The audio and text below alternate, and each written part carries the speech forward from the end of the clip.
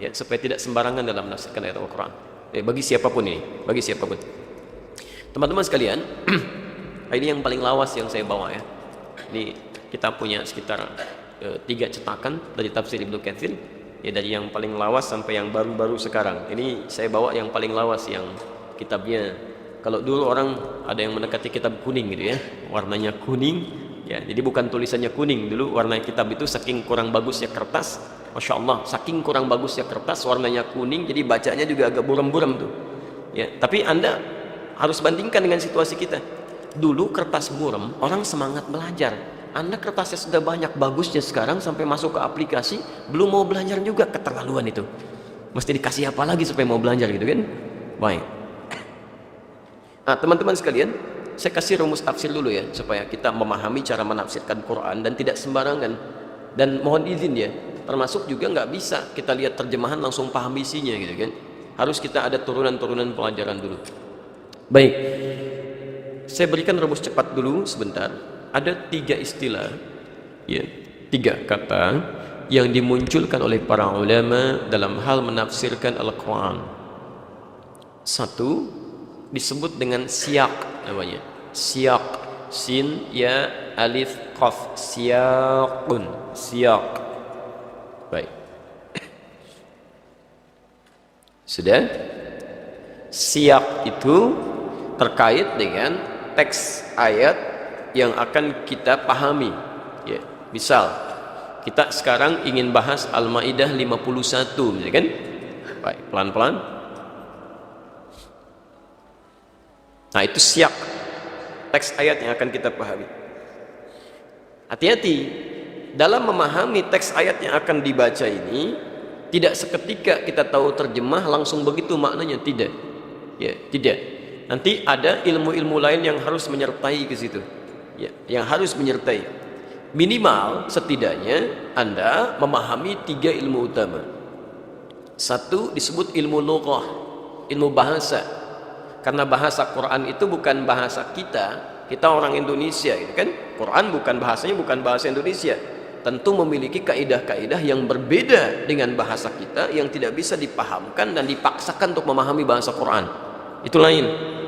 Ya, Anda boleh misalnya sekolah sampai paling tinggi sastra Indonesia, tapi bukan sastra Quran.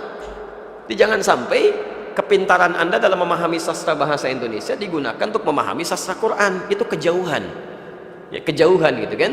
Baik, jadi nggak nyambung di situ. Kecuali kalau Anda belajar bahasa sastra Quran, yaitu sastra Arab, Anda pahami sampai dalamnya, baru itu bisa digunakan. Tian Amr yang pukul Ali. Lain, walaupun susunannya sama, padahal dulu nggak ada harokat itu. Bagaimana cara bacanya? Itu ilmu nahwu namanya. Ya nggak sembarangan, nahwu ada tingkatannya lagi nanti. Ya, kalau anak-anak kita belajar dari jurumiyah itu, jurumiyah yang dasar tuh. Kalau di Timur Tengah itu paling tingkat SD gitu kan. Al-kalamu wal lafdhul mufidu bil wad'i wal bil badi wa aqsamu thalathatun ismun wa fi'lun wa harfun, kan? Wa amma ismu wa kalimatun dallat ala ma'nan fi nafsiha wa lam tuqtaran bi zamanin wad'an. Itu al-jurumiyah. Naik sedikit nanti imriti, nanti alfiyah. Alfiyah itu ada 1000 bait yang menghimpun sekitar ratusan kitab teori bahasa Arab. Itu tingkat paling tinggi. Karangan Ibnu Malik, syarahnya Ibnu Aqil yang paling populer. Ya, kalamuna lafdhun mufidun kastaqim wasmun wa fi'lan thumma harfun lil kalim wa hiluhu kalimatun wa qalu am, ya, wa kalimatun biha kalamun qad yu'am. Itu ada kumpulan-kumpulan di situ yang mengajarkan kepada kita teori nahwu. Beda antara huruf menggunakan alif lam dengan tidak menggunakan alif lam, itu lain. Nah, yang kedua, kalau menguasai itu belum bisa juga memahami Quran dengan baik. Ada ilmu sharaf namanya. Ya, sharaf. Sharaf itu punya turunan 12 ilmu lagi, derivasi makna di situ. Ya, beda antara misalnya khalaqa dengan yakhluqu, itu beda. Jalasa dengan yajlisu, itu lain. Jalasa telah duduk, yajlisu akan duduk. Orangnya disebut jalis, tempatnya disebut majlis. Apa itu majlis? Belum tentu tempat duduk juga. Tempat duduk yang mengangkat kepada kebaikan. Ya, kebaikan kalau dilekatkan pada ilmu, mengangkat ilmu, mendekatkan dengan Allah. Makanya ada majlis ulama Indonesia. Ya, majlis ulama, karena para ulama itu tugasnya bukan cuma duduk, tapi mengangkat Anda sehingga lebih dekat dengan Allah Subhanahu wa taala. Jamaknya disebut dengan majalis. Itu ilmu sharaf. Ya. Baik. Jadi kalau ada ulama memberikan statement menjauhkan Anda dari Allah, itu bukan ulama namanya.